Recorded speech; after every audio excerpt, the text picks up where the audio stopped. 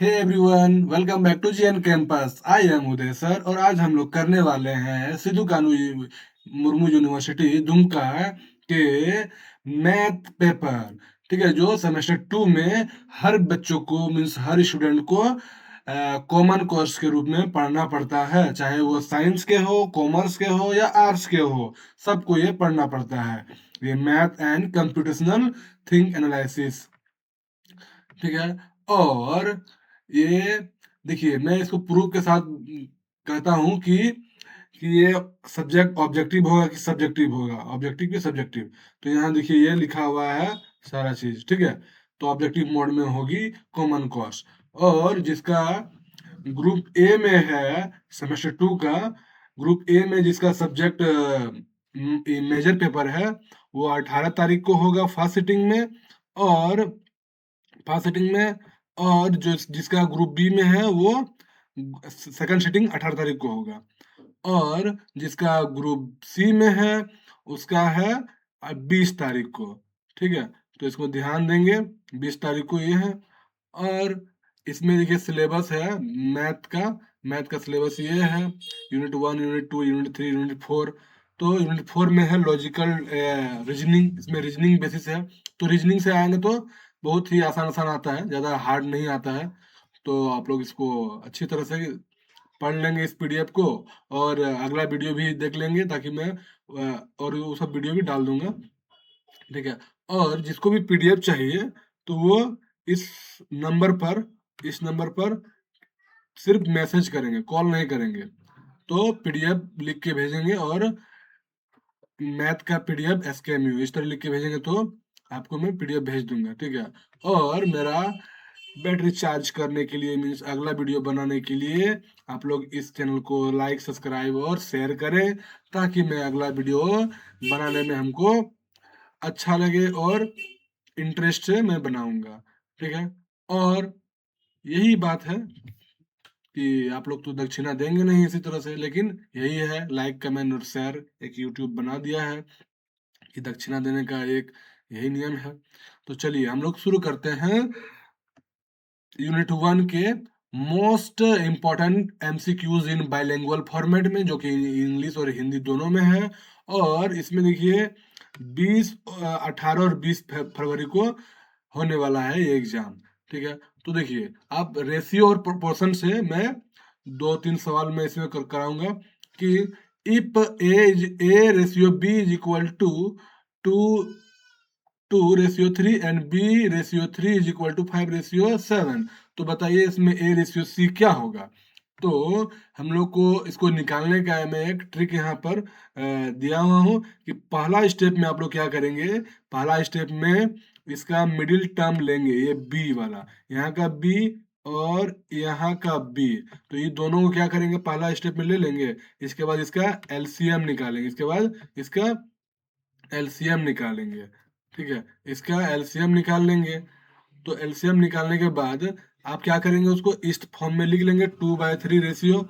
और यहाँ पर इससे यहाँ मतलब कि 2 और 3 है, तो 3 से क्या करेंगे, 5 को मल्टीप्लाई करेंगे, ताकि मेरा बी कितना आ जाए, 15 आ जाए।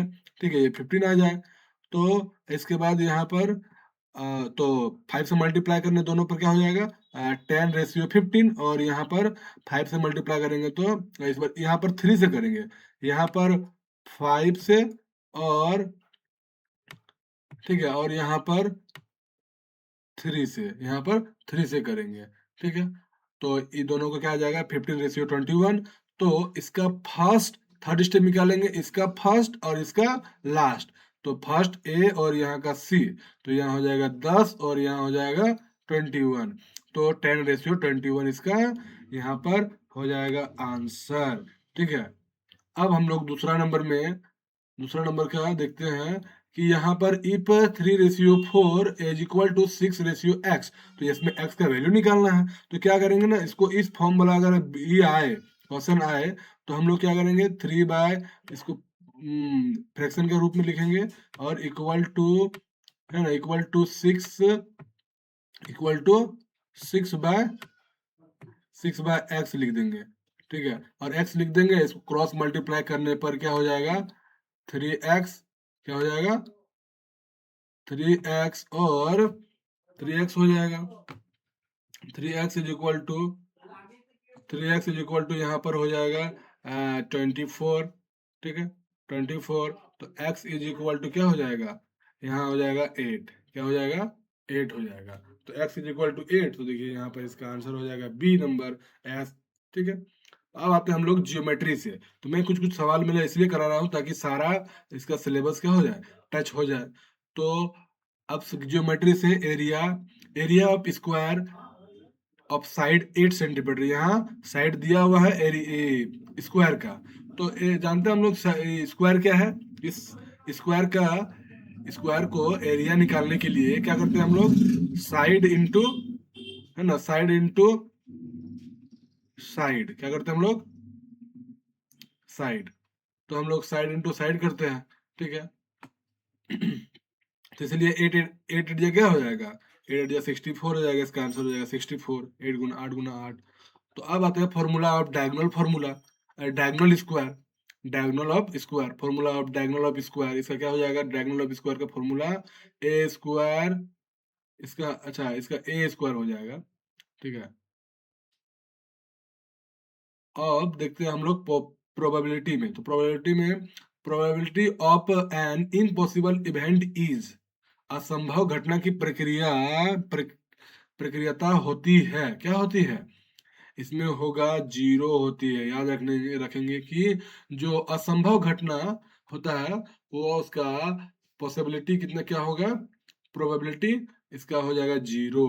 अब प्रोबेबिलिटी ऑफ श्योर इवेंट, जिसका श्योर निश्चित घटना की प्रक्रियता क्या होगा, तो उसका आंसर हो जाएगा बी नंबर, जो कि 1। इसका 1 हो जाएगा। और जिसका असंभव वाला वो 0, और जिसका निश्चित घटना है उसका 1 आ जाएगा। अब number of queens in a deck of card, तो उसमें कितना क्वीन होता है, कितना रानी होता है, वो जो ताश की गड्डियों में, गड्डी में तो रानियों की संख्या होता है कितना, 4 होता है। कितना होता है, 4 होता है।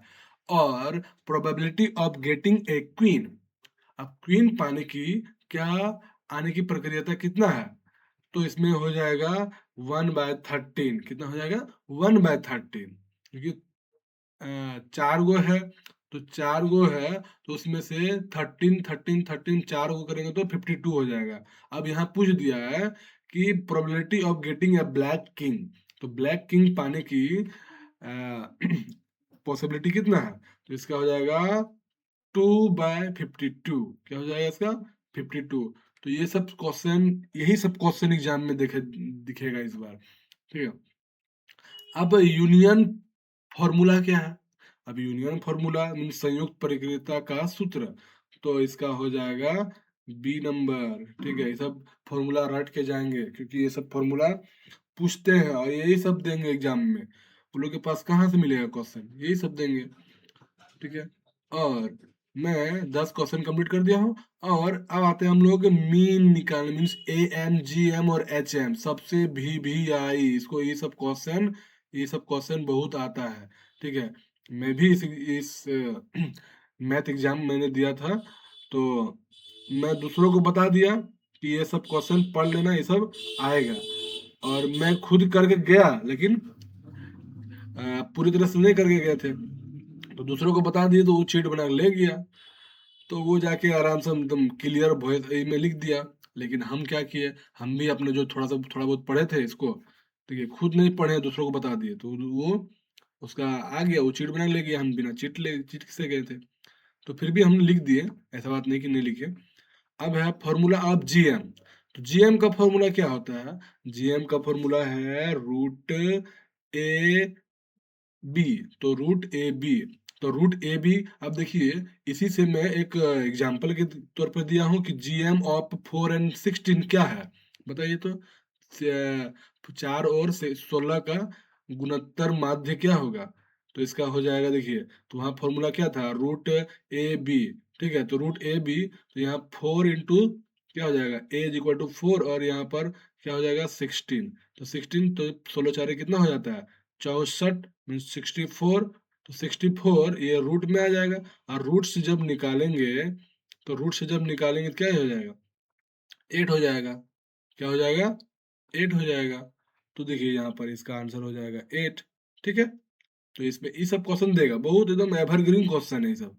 अब है A M of first natural number. अब देखिए ए एम वाला, तो ए एम निकालने के लिए इसका फॉर्मूला होता है, ए एम निकालने के लिए, ठीक है, इसका फॉर्मूला, इसको एकदम ये सबको रट लेंगे, ये सब बहुत बहुत इंपॉर्टेंट है।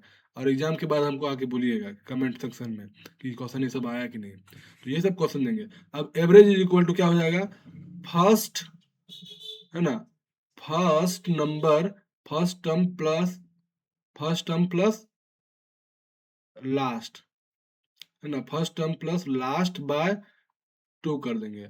तो फर्स्ट, फर्स्ट और लास्ट को जोड़ के बाय 2 कर देंगे। तो देखिए यहाँ पर जब फर्स्ट क्या है 1 होगा और प्लस 40, तो 40 तक वहाँ नेचुरल नंबर लेने बोला है, तो 40 तक लेने बोला है, और यहाँ पर 2, तो यहाँ टोटल क्या हो जाएगा, यहाँ 41, 41 बाय 2, तो इज इक्वल टू कितना हो जाएगा, 20.5 हो जाएगा। देखिए यहाँ पर 20.5 है ना, इस तरह से क्वेश्चन आएंगे।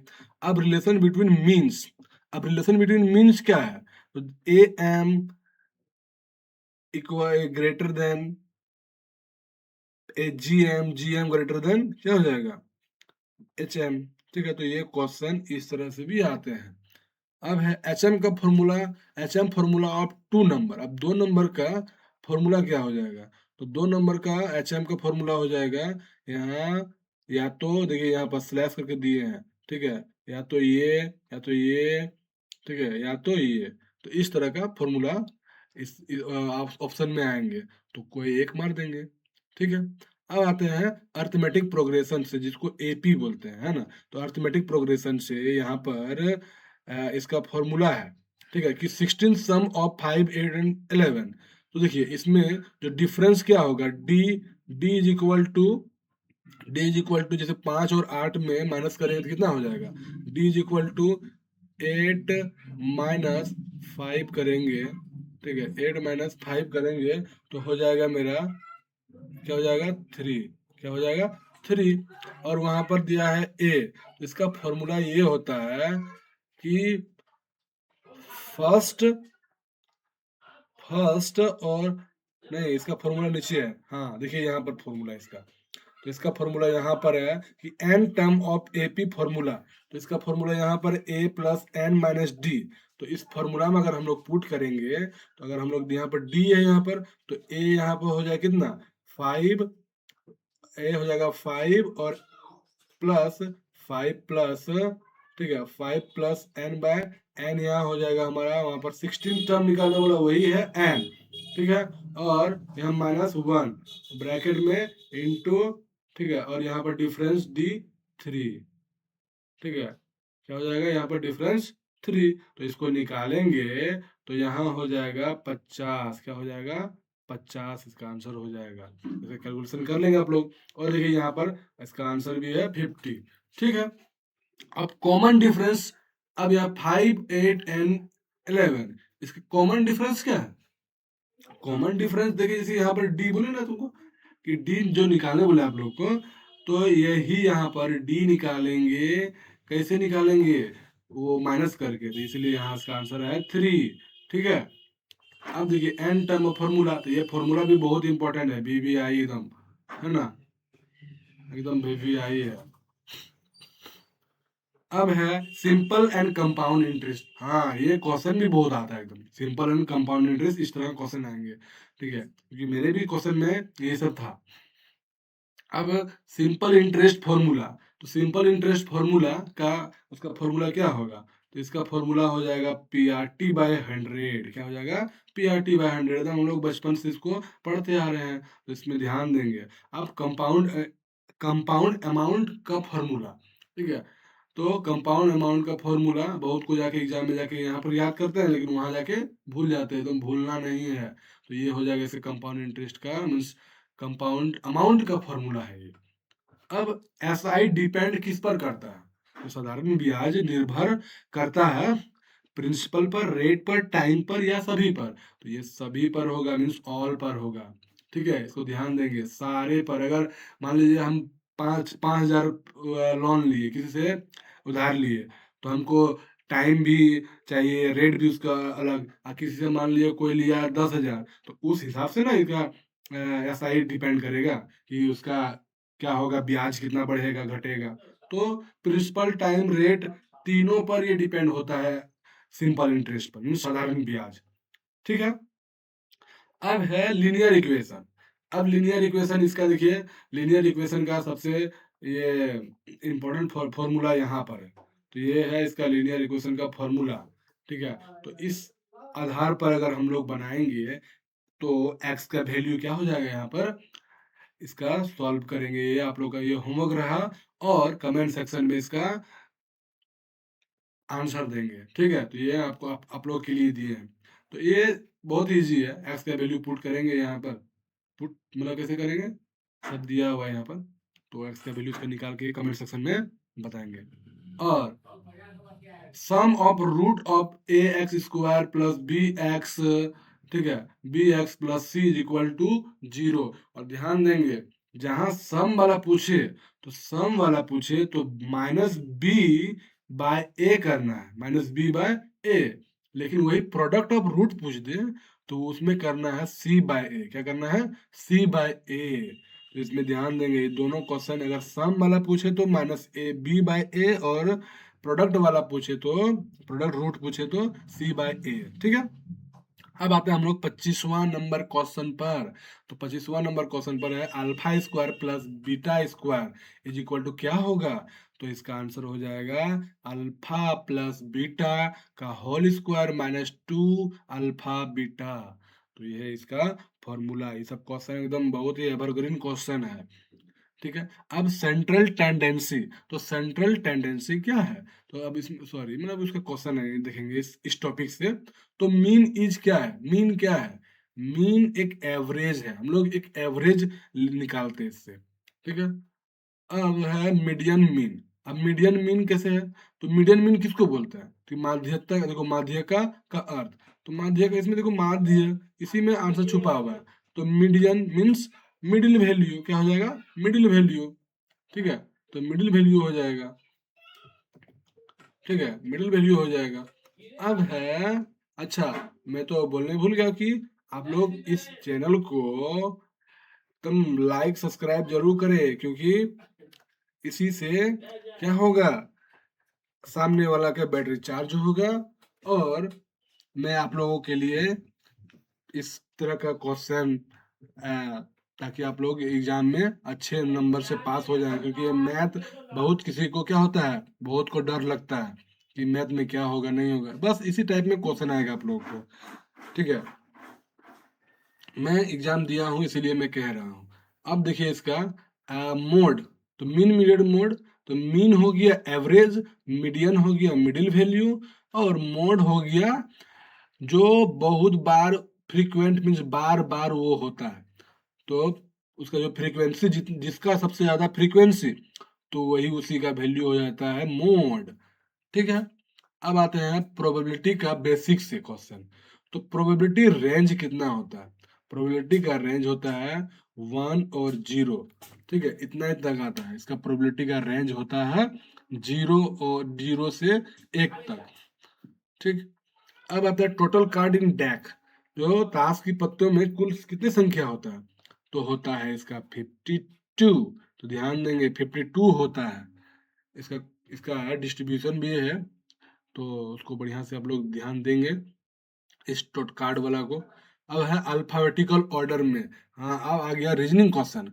तो रीजनिंग क्वेश्चन इसी तरह से आएगा कि विच कम फर्स्ट। देखिए इसमें ध्यान देंगे कौन पहले आएगा। तो देखिए APST, तो पहला लेटर सबसे पहले ए है, तो सबसे पहले में तो यही ना आएगा। तो इसी तरह आपको हो सकता है कि ए पहला लेटर में सबको दे देगा, और दूसरा लेटर में भी P सब में दे देगा। लेकिन तीसरा लेटर में क्या करेगा, आगे पीछे मीन्स कोई भी लेटर दे देगा, तो उसको तो किसी तरह से भी क्वेश्चन आपको क्या करेगा, फंसाने चक्कर में, आपको फंसाने ये लोग चाहेगा, लेकिन आपको फंसना नहीं है। तो सबका पहले फर्स्ट लेटर देखना है, अगर मिल गया तो सेकंड लेटर देखना है। तो सेकंड लेटर में देखना है कौन सबसे पहले आया है, ए आया कि इसके बाद बी सी, इस टाइप में देखिएगा। इसके बाद इसको ऑर्डर में इसको अरेंज कर लीजिएगा और एग्जाम में टिक मार दीजिएगा, ठीक है। अब थर्ड इन अल्फाबेटिकल ऑर्डर। अब इसमें थर्ड कौन है, देखिए इसमें कोई को क्या करता है कि फर्स्ट जहां देखा, हाँ ई ई ई मिल गया, इसके बाद एक्स एम सी ए, तो ए हो गया, तो यहाँ क्या करेंगे लोग डी नंबर में तुरंत क्लिक टिक मार देगा। लेकिन नहीं, यहाँ पूछा गया है थर्ड, तो थर्ड क्या होगा, देखिए यहाँ पर हम लोग ए इसको माने, इसके बाद ई के बाद सी है, तो ए के बाद ए बी सी, तो ये सेकंड हो गया, और इसके बाद एम, तो यहाँ एम आता है पहले कि एक्स आता है, एम आता है, तो ये हो जाएगा इसका आंसर जो थर्ड में आएगा, ठीक है। तो इसी टाइप में क्वेश्चन देंगे। और अब आते हैं थोड़ा सा क्विक क्विक प्रैक्टिस कराते हैं तो आप लोगों को कि नेचुरल नंबर स्टार्ट फ्रॉम, तो नेचुरल नंबर कहाँ से स्टार्ट होता है, तो नेचुरल नंबर स्टार्ट होता है वन से, और तुम आप लोगों को दे देगा कि होल नंबर, ठीक है, होल नंबर किससे स्टार्ट होता है, तो होल नंबर स्टार्ट होता है जीरो से। देखो इसमें होल है ना, तो इसी तरह टाइप में क्या करेंगे होल, तो होल नंबर जीरो से, ठीक है, होल नंबर जीरो से, और नेचुरल नंबर वन से, ठीक है। अब कॉम्प्लीमेंट रूल, तो कॉम्प्लीमेंट का क्या रूल है, पूरक का नियम है, पूरक का नियम क्या है कि वन माइनस पी और ए, तो वन माइनस पी है इसका इंटू ए है, तो ये है कॉम्प्लीमेंट का रूल। अब आते हैं सबसे अंतिम क्वेश्चन में, सम ऑफ प्रोबेबिलिटी ऑफ ऑल का आउटकम्स, सभी परिणामों की कुल प्रक्रिया कितनी होती है, तो ये हो जाएगा वन। आप लोगों को बोले ना कि प्रोबेबिलिटी में सिर्फ जीरो और वन की ही संभावना है। तो आप लोगों को 35 क्वेश्चन कराया है, और मैं अगले वीडियो में और इस तरह का क्वेश्चन आप लोगों को प्रैक्टिस कराऊंगा, और हो सकता है यही टाइम में क्वेश्चन यही छप जाए, ठीक है। तो ध्यान देंगे, और पीडीएफ के लिए आप लोगों को मैं बताया कि इसमें सिर्फ सिर्फ मैसेज करेंगे। और थैंक यू, और इस चैनल को लाइक सब्सक्राइब और शेयर करें, ठीक है, सब्सक्राइब करना ना भूले एकदम, और कमेंट कीजिए कि कौन सा क्वेश्चन में आप लोगों को दिक्कत है, और आंसर भी कमेंट कीजिएगा जो होमवर्क मिला है आप लोगों को, ठीक है। Thank you.